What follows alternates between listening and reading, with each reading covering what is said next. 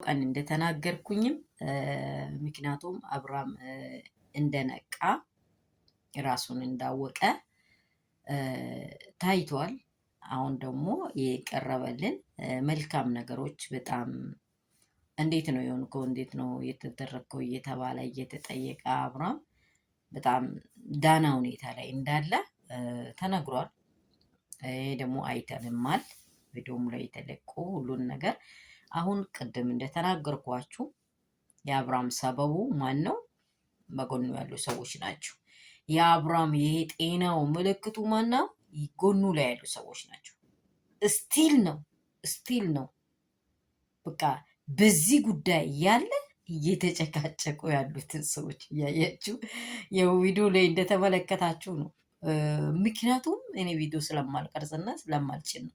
ምክንያቱም ምንድን ነው ቃላችን የምር የሰው ልጅ እንዲህ ያህል ራስ ወዳጅና እንዲህ ያህል ራሱን የሚያይ መሆኑን እኔ በዚህ ነው ያየሁት። ለዚህ ለተራ ነገር ህይወት ለማይሆን ነገር አይታችኋል አይደለ? ህይወት ለማይሆን ነገር ወደፊት ለማይገፋ ነገር የኔ ነው ብለሽ በማታቀፊው ነገር ላይ እኖራለሁ ብለሽ የማትደስቺው ነገር ላይ በአንድ እጅሽ ላይ እዚህ አንድ ሰው አስተኝተሽ በአንድ እጅሽ ላይ አንድ ሰው አታስተኝም። በደረትሽ ላይ ልጅ አታስተኝም። መቼስ እግዚአብሔር የሚወደው አንድ ሰው ነው። ስቲል ነው እኔጋ ከሆነው ሰዓት እንዲሆኑ አያውቅም። አንቺ ነሽ። ይሄ ነው ሄርሜላ ተውጣ የሚለው ነው። በቃ ሄርሜላ ለነገ ማጣቅመኝ እንኳን ለዛሬ አብርሽ ቢሆን እንኳን የምር ነው የምላችሁ ቢሆን እንኳን የእሷ ሆኖ ቢሆን እንኳን ሄርሜላ አታውቅም። እንደዚህ አይደለም ባህልን ማስታመም የትኛውንም ዘ ኢቬን ወንድማችሁ ኢቬን ይታችሁ የምታስታምሙት እንደዚህ ኬዝ አይደለም። ነገሮች ተፈጥሯል አይደል? የተፈጠሩትን ወደ ኋላ አሽቀንጥራችሁ ጥላችሁ ለዚህ ሰውዬው ጤና ዶክተሩን አይምሮ ማስጨነቅ የለበትም። እዛ ጋ ያለውን ችግር መፍጠር የለበትም። አምባጎሩ መፍጠር የለበትም። ለቅቅ ነው። ዳንን አያችሁ አይደለም? ይለፈልፋል። ሰይጣን እንደያዘ ሰው ራሱ ይለፈልፋል። ኧረ በጌታ በኢየሱስ ክርስቶስ ይለፈልፋል። በቃ ርክ ስራውን እየገለጸ እንዲህ ሆኖ ከዙ ተጽፍቶ በተፈጨነ ችግር ኧረ የተለከፈ ሰው ነው እንዴ? በኢየሱስ ክርስቶስም ይሄ ሰውዬው አያስፈልግም። የምር አያስፈልግም። ጤንነት ነው የመጀመሪያ የአንድ ሰው ጤንነት ነው። እኔ የሚኖረው እኔ ካለው ነው ለሌላ የሚተርፈው። አይታችኋል አይደለ? ይህ መሆን ሲገባው እንደዚህ ያለ ነገሮችን ማውራት በጣም ስህተት ነው። በጣም ስህተት ኔብር በቃ ያየነው ነገር ሁሉ አብርሃምን እያስታመሙ ህይወቱ ላይ ጠንቅ እያደረሱ ያሉት ጎኑ ላይ ያለው ዋን የመጀመሪያ የሆነው ሄርሜላ፣ ቀጥሎ ዳኒ፣ ቀጥላ ቡዜ፣ ቀጥሎ ዴቭ። በቃ የማያስፈልጉ ሰዎች ይውጡ፣ ልጁ ይኖርበት። ትክክለኛ ሀሳብ አውራ አብርሃም።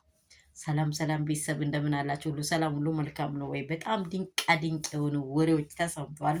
እንደው አይተንማል። እግዚአብሔር ይመስገን። እኔ በዚህ እግዚአብሔርን አመሰግናለሁ። ልጁ ለልጁ ለራሱ ህይወት መኖሩ፣ ቀጥሎ ደግሞ ለቤቱ ትዳሩ ለልጁ መኖሩ በጣም ትልቅ እድል ነው። በሰው ውዝግብ የሰው ህይወት መጥፋት ኃጢአት ስለሆነ እግዚአብሔርን በሀገር ውስጥ ያላችሁ ከሀገር ውጭ ያላችሁ የኔ ውዶች የኔ እንቁዎች ፋሚሊዎቼ ወዳችኋለሁ። በጣም ነው የሚወዳችሁ፣ በጣም ነው የሚያከብራችሁ። አባቴ ብሩካን ክፉ አይንካችሁ።